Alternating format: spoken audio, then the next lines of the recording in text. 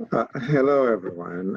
It's my pleasure to be here today to have a discussion with someone who is really prolific in all that she does. And she's someone that I know and respect really greatly. She's Dr. Olusola Togun-Butler, who is an author, a psychotherapist, and professor at one of the colleges in New York, that's St. Joseph's College.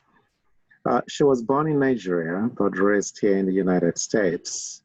And her life is really full because she is a professor, she's an author, she's a psychotherapist, and she is the founder of Butterfly Counseling Services.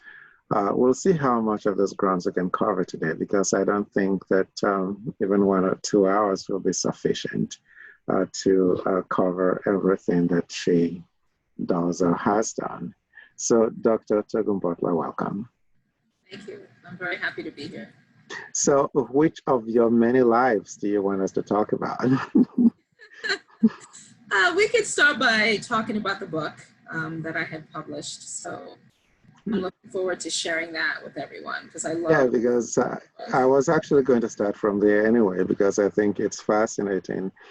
Because the book is it's a children's book, first of all. Yes. And it's about Kemi, an 8-year-old child who was born in Africa. And came to this country, came to this country and was going to have her first day of school in the United States.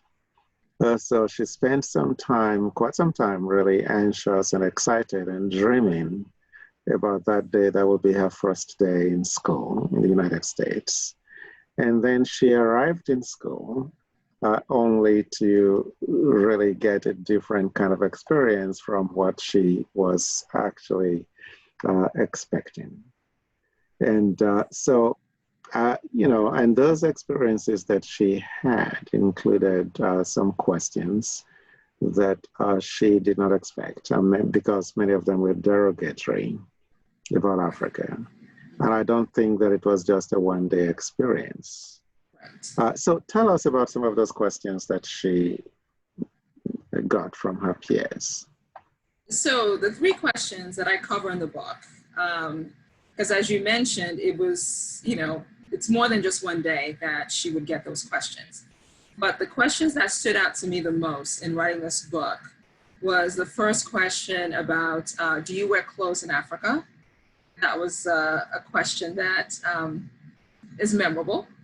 The next question was, do you live in a tree?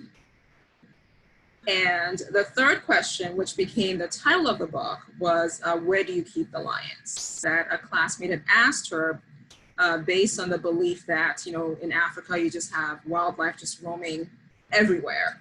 So this particular classmate was curious as to, where do you keep these lions? Hence the title of the book.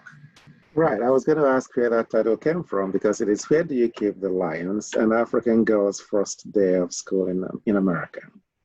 But that's a question that came from children, but it's a question that some adults wouldn't actually ask.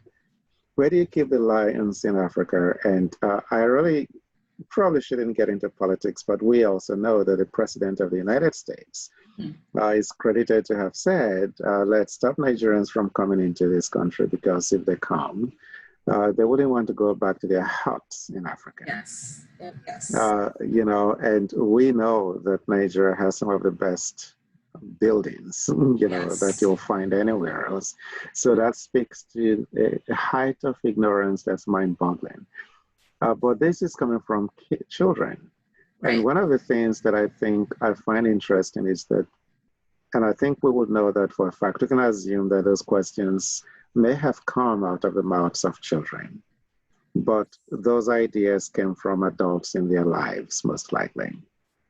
So I want you to balance that with the fact that it was actually her father who ended up helping her to understand the origins of those questions. Yes. So again, the book is loosely based on my own experience of my first day when I came to the United States and first day of school in America. So it's loosely based on that. And the confusion, because, you know, being a new immigrant, not understanding, you know, where are all these questions coming from, because they were all negative and they were not on the mark. So, you know, Kemi goes to her father, who explained to her, based on his own experiences as an African immigrant, about the fact that when it comes to images of Africa, the majority of the things that we see are not positive. Where you're seeing, you know, poverty, you're seeing, you know, safari, you're seeing starvation. That is what you tend to see in, you know, the media. So it was her father explaining to her that the reason that your classmates are asking these questions is because when it comes to the African continent, that is what they tend to be exposed to. You know, you actually answered the question before I asked it. The one question that I was going to ask you was how much of Kemi is representative of a young Olusola Togun, who came to this country as a little child and grew up here and then went to school here. But it's interesting that, you know, you would say that, talk about the origins of the questions as being what is represented in this kind of society about Africa. Sometimes I wonder why and how those questions actually evolved, the history of questions like that regarding the African continent. And I wonder if you have any thoughts about that. That's a great question, because when I do presentations, I'm very honest with the audience about where I feel a lot of the origins of these negative questions and stereotypes come from. And to me, I believe it's racism. At the heart of it is racism to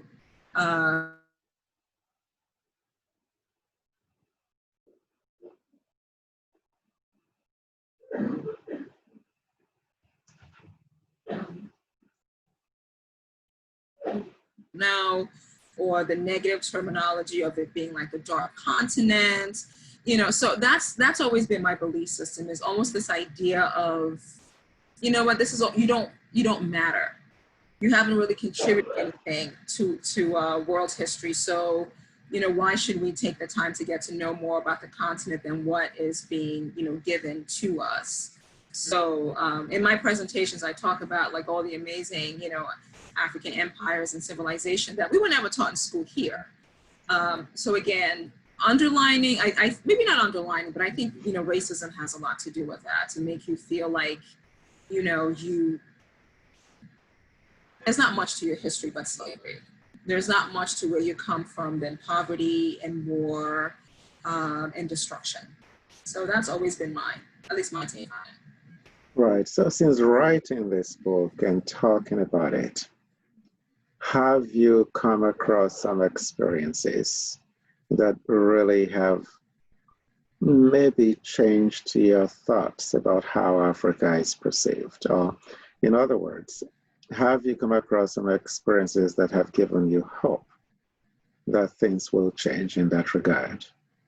Absolutely. I think that the internet has changed the world. You know, it's really fascinating sometimes when I talk to like young people and they'll tell me, oh, I'm playing a video game with someone in South Africa, or I'm playing a video game, you know, with somebody in Ghana, you know, and they're going on the internet and they're seeing African cities, and they would say to me, you know what, I knew that there was more to Africa than what I was shown on TV, because I went on the internet and I was able to see, you know, cities in Africa and see technology and see advancement, you know, or just, you know, having classmates or having interactions with people who are from the continent.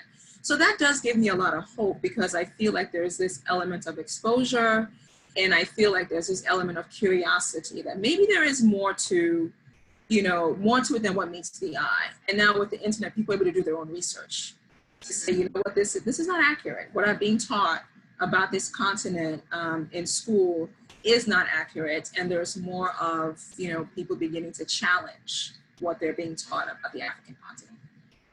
Right. As an academic and as an adult, you could have written a book for everyone, like an adult book, about what we are discussing now. Why did you choose to write a children's book about it?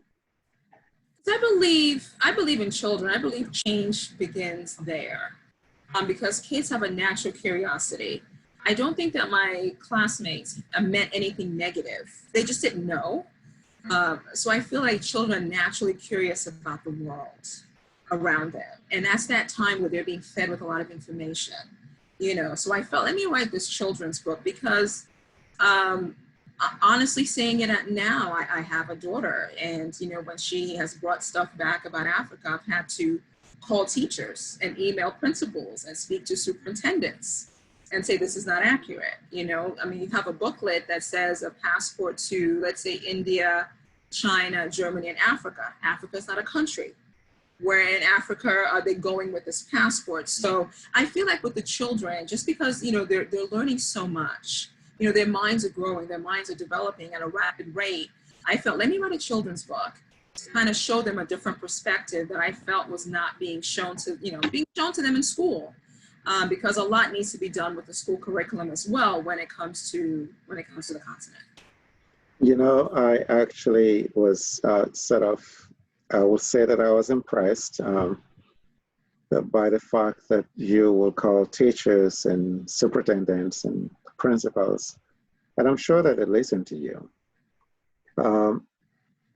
How do you think it will be different if you did not have the education that you have, if you were an immigrant from Africa, for example, who did not have the kind of status that you have and just really understood what was going on, but really did not know how to convey those feelings to everyone in position of authority in the educational system? That's a great question. I think it has a lot to do with sometimes as new immigrants feeling like you don't have a voice, feeling like maybe you're not going to be heard, and being fearful of disrupting the system. I've had quite a few parents sometimes say to me that maybe the reason they listen to you is because you're not submissive. You know, like you speak your mind. You are not afraid to sit with them and bring concerns to the table. Whereas for some of them, they felt like they couldn't do that. Like, you know, we don't have, you know, the education, or we don't feel like they would hear what we have to say, or we feel like we don't really have a voice. So more of, in talking to other immigrant parents, it's more of let's just go with the flow, let's not ruffle any feathers, or for some even cultural, it's just in our culture to just go with what people in position of power want us to do and, you know, not make a fuss about it. So I think that for me, like you said, just, you know, the education, the background, being a social worker, advocacy, that all played a very big role in feeling like I had my voice to say something. And plus, you know, my PhD focuses on curriculum development, which is important to me about working with educators to change the curriculum. Right. So speak to us a little bit more about the life of Kemi in this book. In particular, I am interested, I'm just curious about the kind of relationship that she and her father had. And one of the reasons I'm curious is because I'm interested also in using this as some sort of a springboard to speak to immigrant parents generally. And let's just say to parents whose children have to deal with some of this in school. So if you just go ahead. So in the book, Kemi has a good relationship with both of her parents. She feels very close to them, and they provide a very safe environment for her to be able to express how she's feeling. And I think that's very, very important because immigrant children in schools, you know, based on my own experience, you know, there's challenges that you face. A lot of misunderstanding, talking from my own experience, sometimes bullying that you go through as an immigrant child. And when I was in school, there was not as much as the anti-bullying curriculum that they have now, which is wonderful. There wasn't that back then, so you kind of had to deal with a lot of that on your own. But for Kemi, because that safe environment was created, she's able to come to her father and say, hey, Dad, this is why I'm hurting today. I'm feeling sad today because, you know, my classmates were asking me all these questions. I was super excited about going to school and now I'm tearful.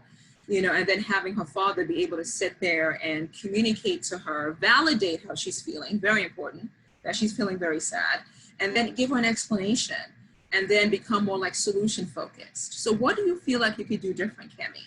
Your classmates have these very negative images. What do you think you can do? Let's try to problem solve. And then she was able to say, oh, I can take pictures, and I can show them pictures, and I can talk to them about, Africa, Nigeria specifically, and show them a different perspective on the African continent. So for immigrant parents, it's a lot of that safe space, that understanding, and also looking at ways that, how can we problem solve? Right. I hope you don't mind me saying this, that in your real life, both of your parents are medical doctors. Yes. Right.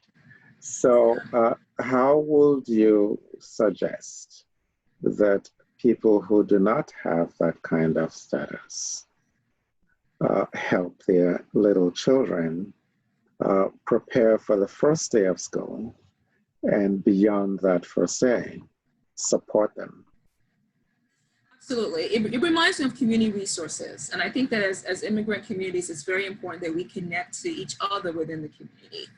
So I am always looking to, connect with other Africans, connect with other Nigerians, and what resources and supports can we give to each other? So for example, I would be more than happy, as a psychotherapist, to be able to meet with new immigrant families and discuss the potential challenges that, their children might face, or they might face, in trying to advocate for their children, and what resources that, we can provide, to help them along the way. So to me, it goes back to a sense of community and a sense of support that parents can reach out to, I would say maybe right before their kids go to school. So like, being prepared ahead of time, and then also having access to those resources, when they do need it. I am glad that you mentioned your role as a psychotherapist and how you will be very willing to help support, because one of the things that we know is that for those of us who are African immigrants, there isn't really much that we do in terms of supporting the whole idea of psychotherapy, because it's very often, and it's not just with African immigrants, it's really with Black people generally. Psychotherapy tends to be seen as the white profession and the white practice, and therefore it doesn't mean that people don't need it, but it's just that there is this stigma sort of, and the idea that you can just go to other places for help. So why do you need a psychotherapist? So at some point, I do want to bring you back to have a discussion of that, if you don't mind. And maybe with some other, one of your colleagues, and we can just talk about how important the practice of psychotherapy is. Because as you know, I'm also by profession a psychotherapist. Yes. So we are both people who may have invaded a profession that didn't really belong to us in the eyes of people who look like us. But what I want to do now is also focus on some of the things that you do. I'd like you to speak to me about what you find in dealing with immigrant students, for example, in the university where you work, and in academia generally, because this is not the first university where you have worked. Correct. Absolutely. I would say in working with immigrant students, it's extremely important to be culturally sensitive and have an understanding of the impact that culture plays in a lot of ways. And the reason I say that is sometimes you have students that come to you for maybe like career counseling or what direction to go in terms of their studies. And for a lot of cultures, it's not individualistic. Like you can't just, pick a career that you want to pick. Sometimes you have to pick a career that, your family feels is best, so that you can maybe support yourself, support the family when you graduate. So there's an element of, being sensitive to the culture that students are coming from. Also with immigrant students is that sense of community, which I absolutely love at the college where I work, where they can all support each other, have that sense of support. Also, the connection to the resources that we've talked about before, because sometimes you might have students who are undocumented as well. making sure that the university and the college is a very safe space for them to be and to know that they're going to be okay, and we're going to support them so that they can achieve their academic careers and goals. So I would say for me, the most important thing is, because we have immigrants from all over the world, it's just that cultural sensitivity, really understanding somebody's culture, learning about the culture, being involved in cultural events. We have a lot of students club that have cultural events, throughout the semester, and being a part of that. So I would definitely say that, in terms of the college where I am, the environment is extremely supportive of our immigrant students. Right. I would say that, and I hope I'm not exaggerating when I say that many of us who are in academia, but did other things before we became academics, will claim rightly that academia has impacted us in a certain way. And part of that could be because of the kinds of interactions that you're describing. So how would you say, if you say this is your role as an academic and this is your role now as an author, how would you say that both of them have shaped, in different ways, I'm sure they have shaped your life? It shaped my life in a very positive way. And I say that because, for example, in academia, what I absolutely love is being able to connect with my students. I'm always very excited about, playing an active role in the next generation of whether it's authors, human service professionals, social workers, therapists. That's very, very important to me. So it's kind of the reason why I love education, where you can come to the table with your knowledge, you can come to the table with your life experiences. So just like you had mentioned before coming into academia, I worked in the field, and I can bring that knowledge into the classroom, which I think is extremely helpful for a lot of my students. And even in terms of my book, it's my lived experience that I can share with other people, just like I do in the classroom.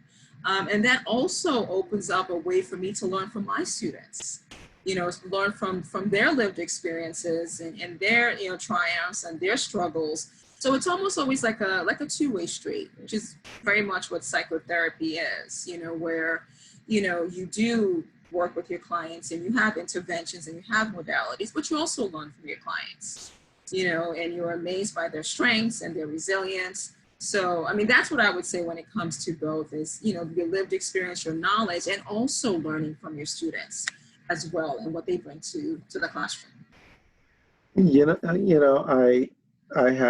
I think when I was introducing you, I probably said that you have a full life, but there may be space to put some more things to do. I'm not sure, because I know that your faith as a Christian also drives much of what you do. And as part of that, I know that you go with your parents on missionary trips that they go to in India, I think, and also in Africa. And I will say that I did a little bit of homework on you, and I found that during one of your recent trips to Kenya with your parents, you decided to offer a scholarship to a young girl in Kenya.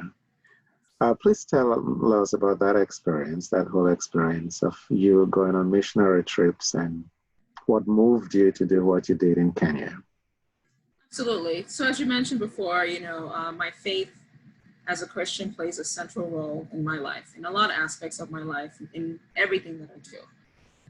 And I think that, just as, the Lord tells us in the Bible, it is just very, very important to take care of those who are, living in poverty, the widowed. It's central to a lot of what I do as a social worker and as a human being, that compassion. Like when I read, the Bible and I read about Jesus and all the things that he did, everything was about love. Everything was about compassion. Everything was about caring, for other people, and everything that, Jesus did. And I felt that was very important for me too. And sometimes I struggle, like, okay, I want to save the world, but sometimes it can be overwhelming. Like I tell my students, it's one step at a time. So I decided to start a scholarship named after my paternal grandmother, which is the Victoria Bironke Togun Scholarship. And that is to provide educational opportunities to young women in developing countries. Because of poverty, many of them cannot afford to go to school. So I went on the mission trip to Kenya with my parents, and there was a young girl who was in and out of school. She wanted to be a lab tech, but she was always struggling with paying her school fees. And I was just very drawn to her, just lovely young lady. And then I spoke to my parents, I spoke to my husband, and then we made the decision that we were going to sponsor, her and pay for her college fees so that she can get her lab tech degree. Oh, I'm so glad that you did that, because many of the things that we do, trying to chase after money every day, to me, and I know to you as well, those things are less important than the impact that we can make in the lives of others. And, and we can do that just by helping one person at a time. So how does that work? I know that you have said that your faith is central to everything that you do. My question now is that if you look at your role as a psychotherapist, as a professor, as a mother, as a, as an author now, do you feel really satisfied with your life right now, or do you, like me, believe that there is so much more to do, such that if I don't want to get old, for example, very old, when there is no time to do much anymore, and look back and think about those things that I could have done that I didn't do. I'm wondering if you think like that sometimes. Maybe you're too young to think like that, but right. But I'm wondering if you're thinking of the scripture that to do everything while it's still light, because there comes a time when night comes and you can't do much anymore. Absolutely. Like I said, I feel so blessed to have done so much. But I'm also what I would describe as a very restless person, because I always feel there's more to be done. I never feel like it's all done. And I'm blessed that the things that I do, I love and I'm very passionate about. But, as a Christian, I always feel like God is always pushing me, because, there's more that can be done. Definitely expanding the scholarship to offer more opportunities, to write more books. That's definitely very important to me. More children's books. I tend to gravitate towards children's book. I had 2 mission trips planned this year that we had to reschedule because of COVID. So hopefully by the grace of God, get to do that next year. But I just feel like there's always more to do. Talking to people, meeting people. I think about, consulting. How can I give people access to resources that they need? So it's never, I would never say I'm done. Yeah, I'm always becoming, because there's always more to do. There's always more to learn. And I enjoy the journey. I enjoy the journey of getting there. Just in getting there itself, in and of itself, is life-changing, and it's an experience. So I'll probably say no. I don't think, all my hats are in a row yet. There are more hats along the way, and I'm excited. I'm looking forward to it. Right. So now back to Kemi, and where do you keep the lions? I will ask you, tell me a little bit more about Kemi. Just tell us a bit more about Kemi. In other words, what did you leave on the table that did not go into this book?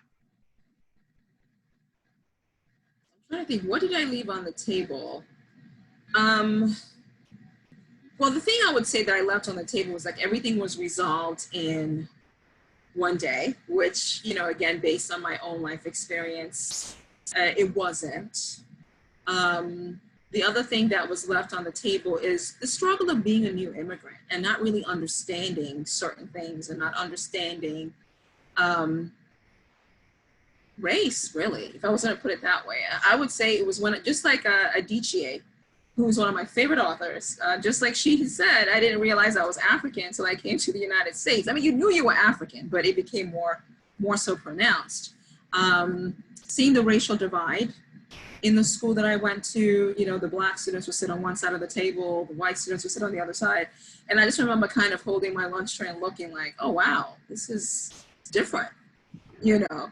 So all of those struggles, I did not put that in the book. And the fact that, of course, you know, the aspect of bullying and a sense of not feeling like you belonged really anywhere, because you're this immigrant child, you're this, I would say, novelty to a lot of people who had never met an African before. So you almost feel like this interest but detachment. People were interested in you but didn't want to get too close.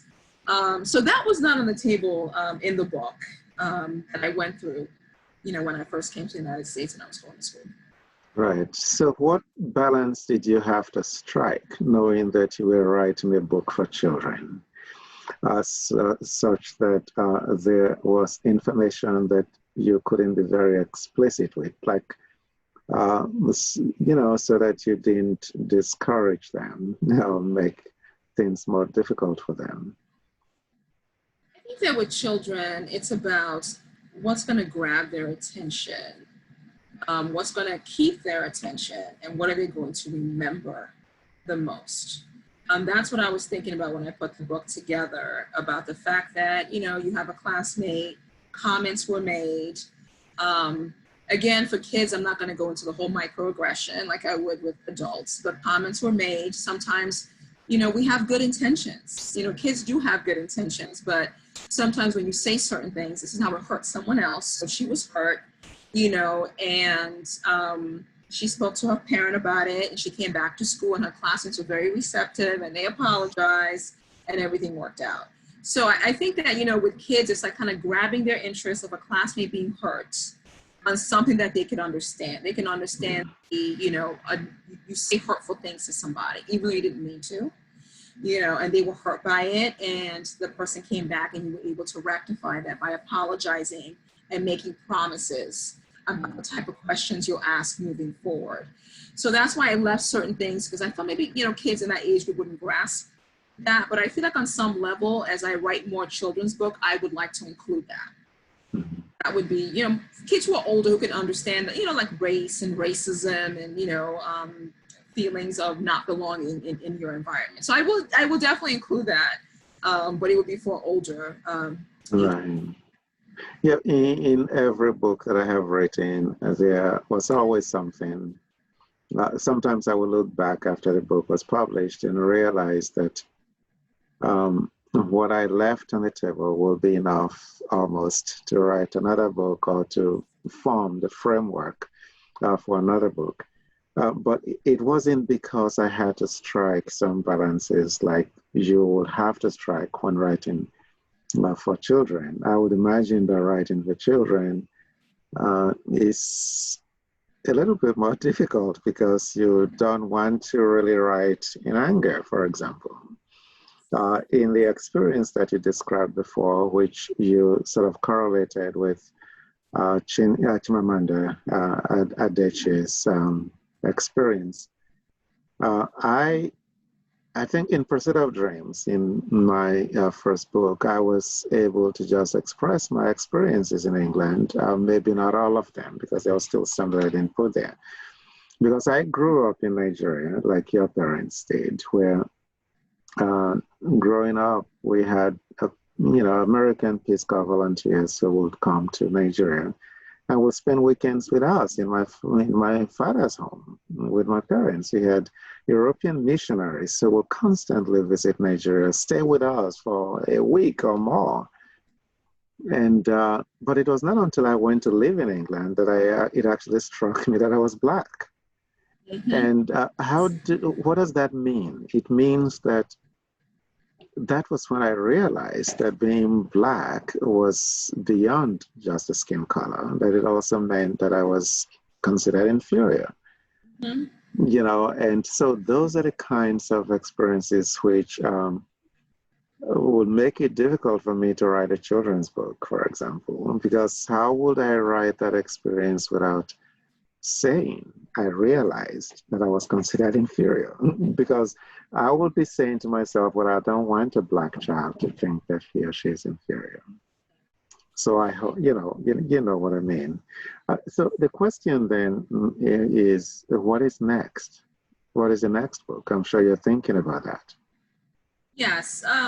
People have asked me if I'm going to continue more about Kemi. Like, do I write more about her? And the next book that I'm thinking of writing is going to include, just like you said, the experiences that were left on the table. For example, teachers being surprised I spoke English as well as I did. They were shocked. I remember saying to a teacher that what she was teaching me, I had learned 2 years prior in Nigeria. And the look on their faces was almost like, who is this African child to tell us that she already knows this stuff? And even though I came into the school halfway through, I had all A's and I had awards, and they were just stunned because, again, it was this concept, the perception was that you were inferior to the rest of the classmates or the quality of education. So how come you speak English so well? How come you know this stuff? So in the next book about Kemi, I'm going to dig more into that, to talk about those experiences. Because people have asked me, like, there needs to be a sequel. There needs to be more. Like, I'm sure there were more things that happened at school. And that's when I decided that I was going to write that. And just, again, the sense of not really feeling, that you belong, and, how she was able to deal with those as well. Right. And before we go, I'd like to ask you this question that's bringing your person into this, and your children into this. I am wondering how, when you were writing this book, what you were thinking about the experiences of your children and what it's going to be like for them. And in other words, did their presence, or did their presence in your life impact your writing as you wrote this book? Absolutely. I think that as a parent, the one thing that I'm constantly fighting against is miseducation. I don't want them to be miseducated. So that played a huge role in writing the book, because, your kids come back from school, they tell you what they're learning, and sometimes the information is not accurate. So it's, again, having to be in contact with school officials about those issues. So that was very central to me, because I want my children to know their heritage. I want them to know their background. I want them to know the truth, and not just a curriculum that on some level ignores that or does not highlight that. So for example, my daughter has been with me, to Nigeria, and she came back from school one day and said all African kids are poor and they don't have desks. And of course I was livid. So I had to write a letter to the superintendent to, follow up with the teachers. And the thing is, she had been to Nigeria with me. And that was what worried me. Like, you've been and you've seen, and yet the power of a teacher telling you this information kind of overrode that entire experience of you actually going there. And I had to sit with her and say, okay, we went to Nigeria. What did you see? So what our kids get in the classroom is so powerful. And that played a role in me writing this book, where it's like, okay, something needs to change, because I want them to not be misinformed and to go into the classroom knowledgeable about their background and their culture. So when a teacher is to present something, they're confident enough to say, you know what, that's not accurate, because of my personal experience, what my parents have taught me, and to be able to speak up for themselves to make sure that they're not miseducated. In other words, your children helped you to be a good and better writer. Yes. And they helped your authorship. And so when you get home, tell them that one man who was born in Nigeria said thank you.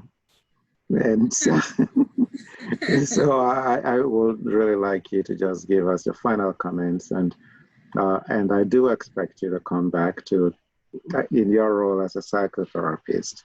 And let's discuss that off air. And so I would like you to come back soon to do that. But for right now, I'd just like you to give us some final words. It's hard for me to think of one particular area to give a final word, but I guess what the final word is going to, be a little bit of everything. My final word would say, just to, follow your heart, follow what you're passionate about, follow your dreams. Like I said before, I've been so blessed to be able to do so much of what I love and see the end results. And I know that sometimes a journey can be difficult. It can be, there are barriers, there are challenges. And I think that, adhering to our faith, having a supportive family to stick through it, because at the end, to be able to do what you love, to be able to do what you're passionate about, the rewards are endless. So my final word would be, go for your dreams and don't give up and keep going and you will get there. Thank you very much, Dr. Togun-Butler. I will say that you have just reminded me today of one of the reasons why I write. Because in writing, we do find the spiritual connections with other writers. And sometimes, well, there has been a time when someone asked me, how do you know that one chapter is done and it's time to move on to the next chapter? To which I said, probably because I didn't have a good response. I said, I think because there is something, maybe a writing spirit that tells you, because it's in the same way that you know when a book is done and it's time to put the pen down. When you know it's a wrap, there is something that tells you that. And I feel very much at home when I'm discussing with other writers, and you have just made this day. And I thank you very much for coming, and we will talk again next time about psychotherapy and what advantages can be received from that. But I cannot thank you enough for being here, and I look forward to the next time. Thank you. It was a pleasure. It was an absolute pleasure being here. Thank you so much for inviting me. Oh, thank you. You're very welcome. All right, take care. You too. Bye-bye.